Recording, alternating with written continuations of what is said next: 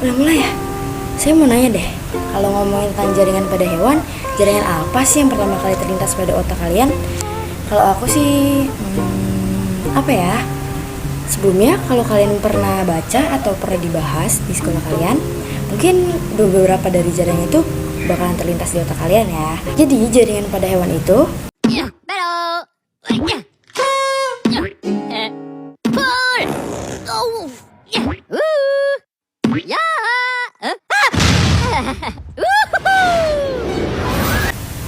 halo semuanya, perkenalkan saya Kisah Rizky Trisna dari kelas 11 IP1 dengan nomor absen 21. Pembahasan kali ini saya akan menjelaskan tentang jaringan pada hewan, terlebih jaringan otot pada hewan. Tapi pembahasan yang akan saya bawakan hari ini adalah yang pertama ada apa itu jaringan otot atau pengertian jaringan otot pada hewan, yang kedua ada struktur otot yaitu struktur jaringan otot pada hewan, yang ketiga ada jenis-jenis, dan yang terakhir ada cara kerja jaringan otot pada hewan.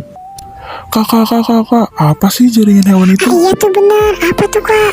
Jadi, jaringan pada hewan itu adalah sekumpulan sel-sel hewan di mana mempunyai sebuah bentuk serta fungsi yang sama sehingga membentuk jaringan pada tubuh hewan. Kalian tahu nggak sih, struktur jaringan hewan dengan manusia itu sama loh, hanya ada beberapa bagian saja yang membedakannya. Jaringan hewan juga dibagi menjadi 4 kategori utama untuk menjalankan berbagai fungsi yang berbeda-beda.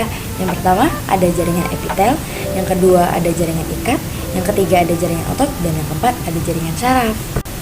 Nah, kalau kalian ingin lebih jauh mengenal keempat jaringan tersebut, kalian bisa mempelajarinya melewati simak video ini. Tapi di video ini saya akan lebih fokus ke jaringan otot dulu nih.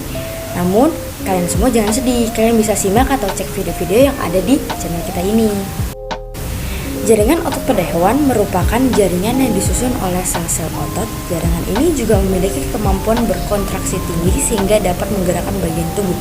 Juga, jaringan otot merupakan alat gerak aktif. Struktur jaringan otot itu terbagi menjadi 7 loh, yaitu sebagai berikut ini. Struktur jaringan otot yang pertama ada tendon, yaitu jaringan ikat yang menghubungkan otot dengan tulang. Yang kedua ada epimysium, yaitu jaringan elastis yang mengelilingi lapisan luar otot. Yang ketiga ada vesikulus, yaitu bundalan serabut-serabut otot yang terdiri dari sarkolema sebagai membran otot, di dalamnya terdapat sarkoplasma. Yang kelima ada myofibril atau serat otot yang disusun oleh satuan-satuan yang lebih kecil berupa myosin dan aktin. Myosin bagian myofibril yang berukuran tebal, sedangkan aktin bagian myofibril yang berukuran lebih halus. Pembahasan selanjutnya adalah 3 jenis-jenis otot pada jaringan hewan. Yang pertama itu ada otot polos, yang kedua ada otot lurik, dan yang ketiga ada otot jantung. Otot polos. Otot polos itu berbentuk gelendong dengan sebuah inti pipi yang terletak di tengah sarkoplasma. Terdapat pada lambung, usus, dan juga pembuluh darah. Dan yang terakhir bekerja tidak sadar, kontraksinya lambat, dan tidak cepat lelah. Otot lurik. Berbeda dengan otot polos sebelumnya, serabut otot lurik atau rangka lebih berbentuk silinder.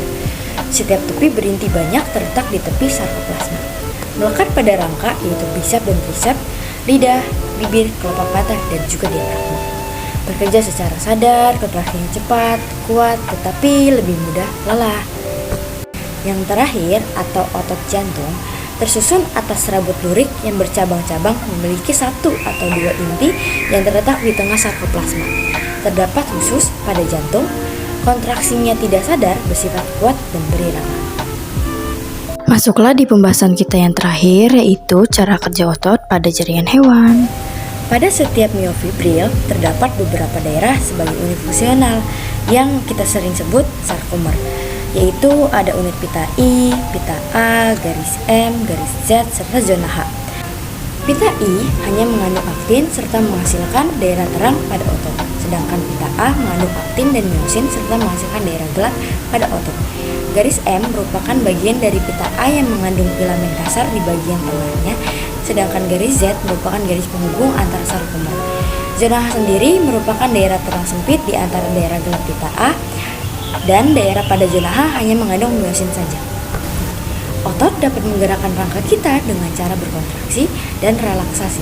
Kontraksi sendiri adalah keadaan saat otot menegang dan juga memendek. Sedangkan relaksasi merupakan keadaan saat otot kembali memanjang setelah mengalami kontraksi. Atau kalian bisa mengingatnya dengan kontraksi yaitu otot memendek, dan relaksasi adalah otot memanjang. Dan inilah cara kerja otot saat akan berkontraksi Miosin aktif menggerakkan aktin dengan Otot berkontraksi. saat kontraksi, miosin menarik aktin sehingga pita I memendek dan zona H hilang. Dan relaksasi. Saat relaksasi, miosin melepas aktin sehingga pita I kembali memanjang, zona H kembali muncul. Dan itulah dia cara kerja otot saat prakontraksi, kontraksi, dan juga relaksasi. Jadi mungkin itu saja pembahasan yang saya bahas hari ini atau dalam video ini. Dan sampailah kita di akhir penghujung video ini. Mungkin itu saja yang bisa saya sampaikan kepada kalian. Semoga bermanfaat dan terima kasih atas semua perhatiannya. Wassalamualaikum warahmatullahi wabarakatuh. Have a nice day semua.